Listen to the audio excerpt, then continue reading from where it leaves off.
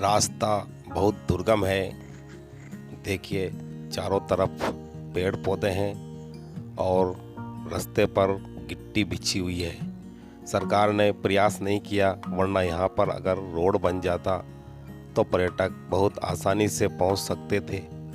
लेकिन वहाँ पर किले के अंदर बहुत ही पथरीली ज़मीन है और इस प्रकार के गोल गोल कंकर हैं जिन पर फिसल सकते हैं। अब हम आगे बढ़े तो हमें सामने किले का दृश्य दिखाई देता है। किला एकदम से पहाड़ी के किनारे पर बना हुआ है और बहुत ही सुंदर हमें लगा। ये किले का मुख्य द्वार है। हम आगे बढ़ते गए। यहाँ गेट के ऊपर हमको एक व्यक्ति मिला जिसने टिकट तो नहीं दिए, लेकिन टिकट के लिए पैसे ज़रूर लिए। नमस्कार मित्रों, मैं आज आपको नरसिंहगढ़ रियासत की कहानी बताने जा रहा हूँ।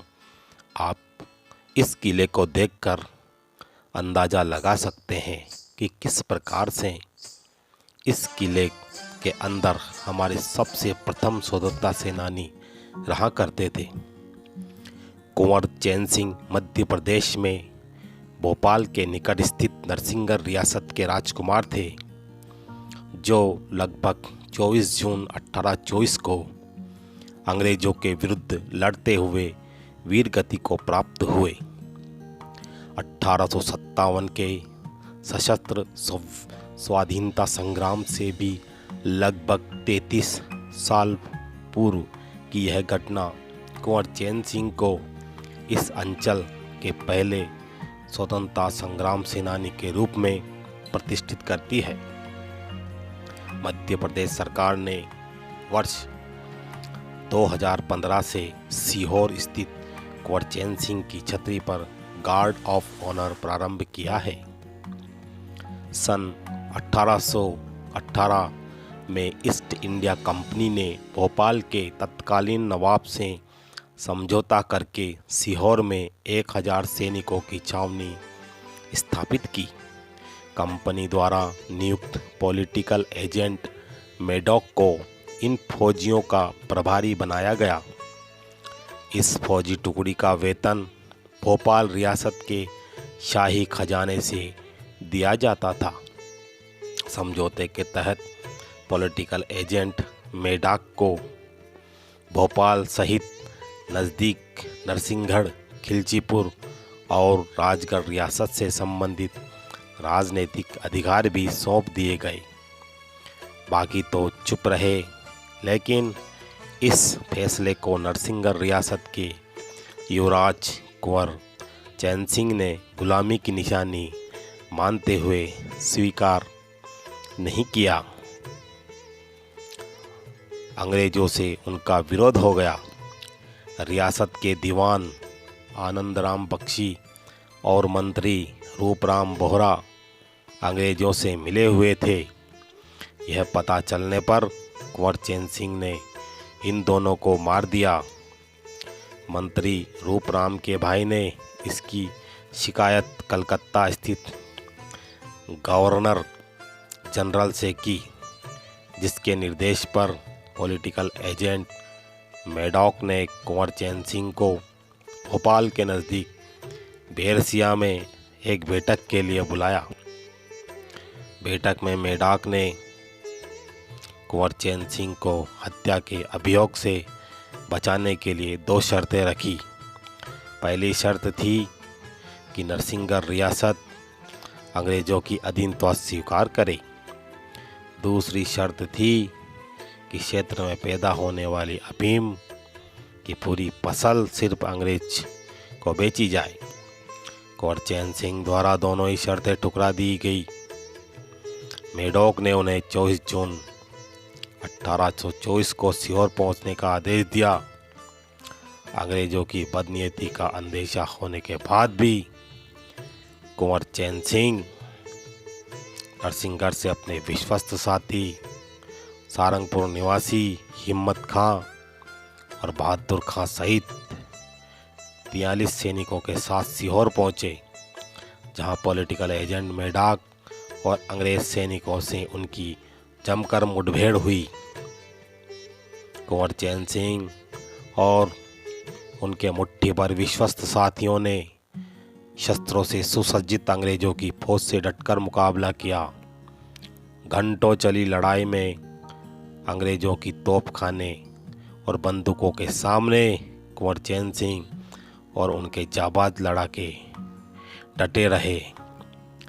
ऐसा कहा जाता है कि युद्ध के दौरान कुंवर चैन सिंह ने अंग्रेजों की अष्टधातु से बनी तोप पर अपनी तलवार से प्रहार किया, जिससे तलवार तोप को काटकर उसमें फंस गई। मौके का फायदा उठाकर अंग्रेज तोपची ने उनकी गर्दन पर तलवार से प्रहार कर दिया, जिससे उनकी गर्दन कट गई। कुंवर चैन सिंह की गर्दन रणभूमि में ही गिर पड़ी, लेकिन उनके स्वामी भक्त घोड़े ने उनको शेष धड़ सहित लेकर नरसिंहगढ़ पहुंचाया। कुंवर चैन सिंह की धर्मपत्नी कुंवरानी राजावत जी ने उनकी याद में परशुराम सागर के पास एक मंदिर भी बनवाया, जिसे हम कुंवरानी जी के मंदिर के नाम से जानते हैं। धन्यवाद मित्रों। ये किले की छत्र से दिखाई देने वाला दृश्य था और ये किले का फर्श है। हम आगे बढ़ते गए और इसकी इमारत को देखा हमने। ये एक छतरी है जो बिल्कुल कॉर्नर पे बनी हुई है। यहाँ से नरसिंहगढ़ का दृश्य दिखाई देता है। ये तीसरी मंजिल है। यहाँ पर 2-3 गुंबद बने हुए हैं और ये गुंबद ऐसा लगता है जैसे मंदिर जैसे हैं, लेकिन यहाँ पर कोई मंदिर नहीं है। हमने कई जगह पर किले के अंदर खुफिया रास्ता भी तलाश किया, जहाँ पर शायद संकट के समय राजा रानी आसानी से निकल सकते थे। हालांकि किले में इतनी ज़्यादा नक्काशी नहीं है और किले की जो दीवारें हैं वो ईंटों से बनी हुई है। ये एक कक्ष के अंदर का दृश्य है, जहाँ पर एक झरोका है और इससे भी आसानी से शायद रानियां बैठकर देखा करती होंगी सारे शहर को। यह एक बहुत बड़ा कक्ष बरामदा टाइप है। फिर धीरे धीरे हमारी यात्रा आगे बढ़ती गई। हमने घूम घूम कर प्रयास किया कि एक एक कमरा, एक एक कक्ष बताएं आपको। और ये देखिए ऊपर किस प्रकार से लेंटर डाले गए हैं छत पर। शायद यहाँ की पट्टियाँ क्रैक होने वाली होंगी। ये किला अधिकांशतः ईंटों से निर्मित है और इस पर शायद चूने का प्लास्टर किया गया है। कक्ष लगभग सब दूर 2 टाइप के हैं, कुछ लंबे हैं और कुछ छोटे हैं। फिर हम आगे बढ़े और देखा हमने कि यहाँ की दीवारों पर लोग बागों ने पता नहीं जाने क्या क्या लिख रखा है। फिर धीरे धीरे हम वापस नीचे उतरकर मैदान में आते हैं। यहाँ पर भी बहुत ही अच्छे सुंदर और एक लंबा सा गलियारा है। ये शायद किले के अंदर का चौगान था। और अब हम आगे बढ़ते गए।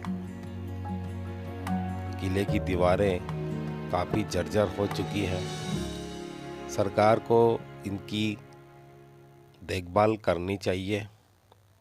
यह शायद बाद में किसी ने कलर किया होगा इस पर, या उस समय का कलर होगा। बिल्कुल वीरान सा खंडर है और यहाँ अंदर भी झाड़ियाँ उगाई हैं। अंदर भी काफ़ी पथरीला रास्ता है, जहाँ पर कभी मैदान हुआ करता होगा। फिर हमको अंदर कुछ ऐसी इमारतें भी नज़र आई जिन्हें देखकर लगता कि वो शायद किले पर कब्जा करने के बाद में बनाई गई होंगी, क्योंकि यहाँ पर अंग्रेज़ों ने शायद कब्जा कर लिया था और उन्होंने ही अपने सैनिकों को या अपनी टुकड़ियों को यहाँ पर बसाया होगा। तो किला काफ़ी बड़ा, लंबा चौड़ा है और ये वाली जो इमारत है, इससे पता चलता है कि शायद यह अंग्रेज़ों द्वारा बनाई गई होगी। यहाँ पर लोग बाग काफ़ी संख्या में घूमने आते हैं, किंतु इस किले के रास्ते को देखकर काफ़ी भ्रमित हो जाते हैं, क्योंकि यहाँ पर चलने के लिए बढ़िया जगह नहीं है। और ये देखिए, यहाँ से हम साइड में एक मंदिर देखते हैं जहाँ पर राजा राम तथा भगवान हनुमान जी का मंदिर स्थित है। काफ़ी लोग बाग शॉर्ट रास्ते से यहाँ पर आते हैं नरसिंहगढ़ के, उनके दर्शन करते हैं भगवान के। यह भी प्राचीन मंदिर ही लगता है, जहाँ पर अब राम और जानकी जी को बिठा दिया गया है।